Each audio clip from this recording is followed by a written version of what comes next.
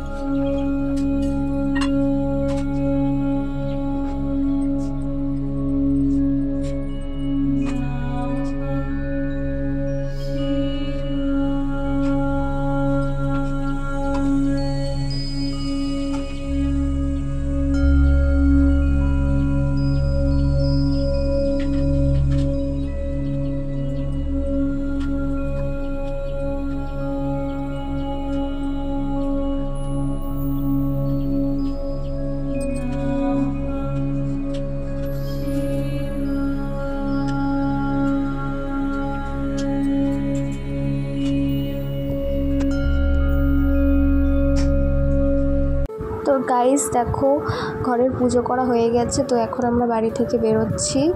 এবার যাব মন্দিরে, পুজো দেবো।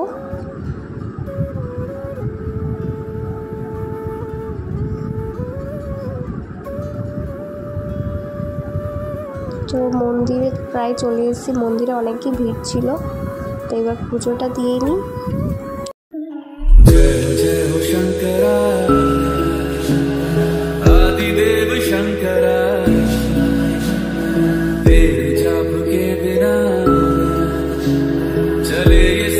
किस तरह मेरा कर्म तू ही जाने, क्या बुरा है क्या भला, तेरे रास्ते पे मैं तो आंख मूंद के चला, तेरे नाम की जोत ने सारा लिया तमस मेरा। नमो नमो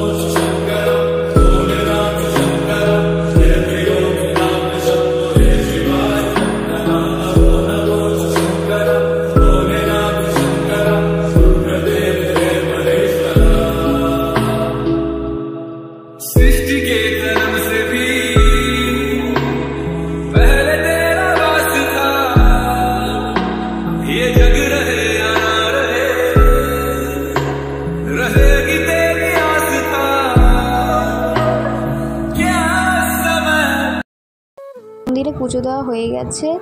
এখানে আমাদের বাড়ির সামনে একটা শিব ঠাকুরের আছে, ছোট্ট মতো মন্দির আছে। তো সেখানেই দাদাভাই পুজো দিয়ে দিচ্ছে। বাড়ির কাছেই চলে এসেছি, একদম বাড়ির সামনেই ঠাকুরটা। আমার এতটা পরিমাণ ঠান্ডা লেগেছে কি বলবো, আমি ঠিকমতো কথাই বলতে পারছি না। আর কালকে রাত্রে একটুও ঘুমাতে পারিনি, এত পরিমাণ জ্বর এসছে। কিন্তু তাও পুজো তো দিতেই হবে। এখন প্রায় 11:30 পৌনে 12টা মতো বাজে। তো মাম্মাকে স্নান করিয়ে দিয়েছি, দিয়ে টিপ পরিয়ে দিচ্ছি। তার সকালে টিফিনে মা পরোটা আর কুমড়ো আলুর তরকারি করেছিল। তো দাদাভাই পুজো দিয়ে এসে খেয়েই কাজে চলে গেছে। তো এখন মাম্মাকে একটু টিপ পরিয়ে দিচ্ছি। ও তো বায়না করছে পুজো দেবে, কারণ প্রত্যেক দিনই স্নান করার পর ও আমার সাথে গিয়ে পুজো দেয়। তো ওই জন্য আমি বললাম ঠিক আছে, তুই রেডি হয়ে নে, তারপর তুই পুজো দিবি। নাটক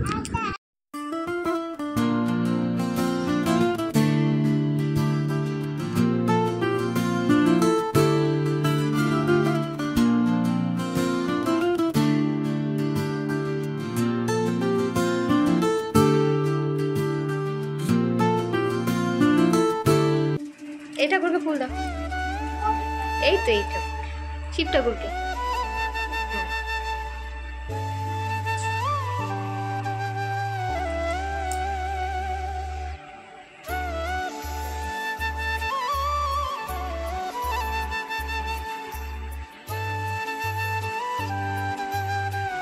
প্রণাম করো, নমস্কার করো, হাত জোড় করো। হ্যাঁ করো, আবার করো, আবার করো, আরেকবার করো। তো মা সকালে ভাত, তারপরে মুসুর ডাল, ডিম ভাজা সব করে গেছে বাবা, দাদা আর মামামের জন্য। তো সেই বাসনগুলো করেছিল। তো এখন আমি মেজে নিয়ে দিয়ে গ্যাস মুছবো, মুছে আমার জন্য আর তোমাদের দাদা ভাইয়ের জন্য ওই গোবিন্দভোগ চাল বলে যে চাল, ওই চালে একটু ফেনা ফেনা ভাত বানাবো।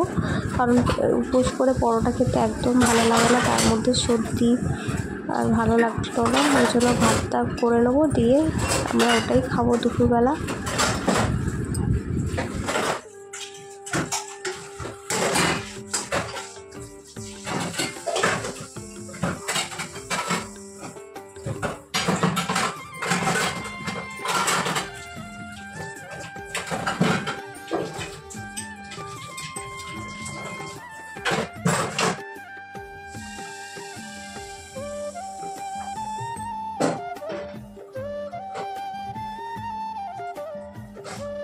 পড়বে তুমি আলতা পড়বে?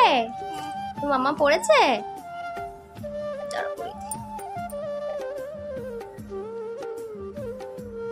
হাত দেবে না।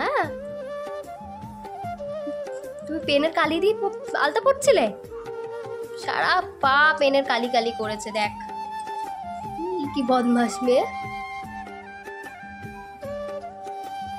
আমার পায়ে আলতা দেখে মাম্মাম কি করেছে, পেন দিয়ে নিজে নিজে আলতা পড়ছিল। তারপরে আমি বললাম মাম্মাম আলতা পরিয়ে দেবো?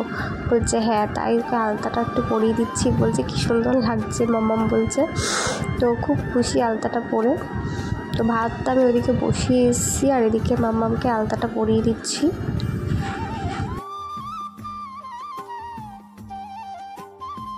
ছোট্ট ছোট্ট পায়ে কি সুন্দর লাগছে না আলতাটা, একদম মনে হচ্ছে ছোট্ট ছোট্ট, খুব সুন্দর লাগছে।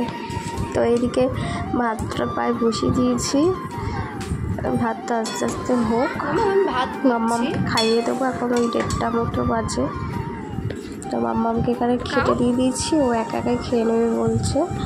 মা সকালে ডাল ভাত আর ডিম সেদ্ধ করে গেছিলো মাম্মামের জন্য, সেটাই ওকে দিয়ে দিয়েছি, ও খেয়ে নিক। ভাত খাও। এখন 2টো বাজে। তো তোমাদের দাদাভাই খেতে চলে এসছে, তাই খাবারটা বেড়ে নিচ্ছি, বেড়ে এখন খেয়ে নেব।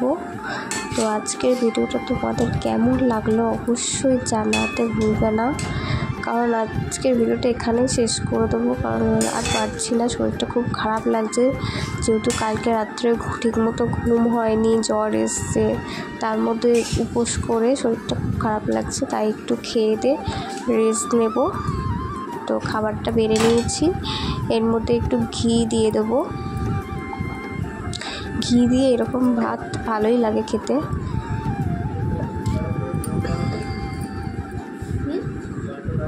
দিয়ে দাও।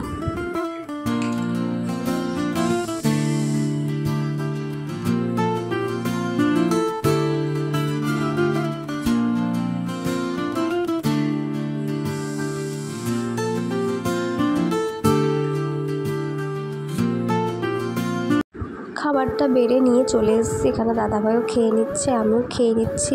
তো আজকের ভিডিওটা যদি তোমাদের ভালো লাগে অবশ্যই আমার চ্যানেলটা সাবস্ক্রাইব করে দিও আর ভিডিওটা একটু লাইক করে দিও। দেখা হবে নেক্সট ভিডিওতে। আজকের ভিডিওটা এখানেই শেষ করছি।